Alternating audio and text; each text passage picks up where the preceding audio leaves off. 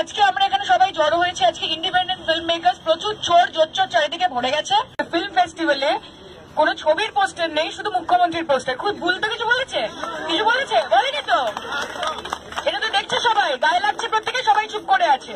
Because we are very spineless.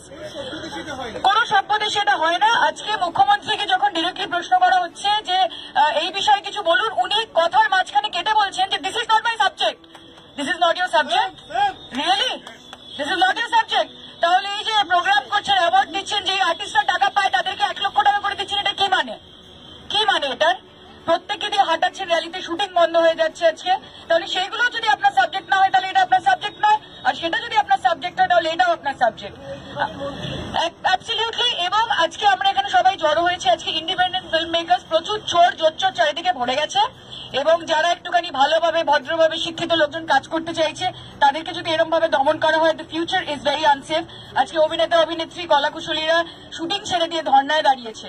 এর থেকে লজ্জার বোধ একটা ইন্ডাস্ট্রির কাছে আর কোনো কিছু হতে পারে না।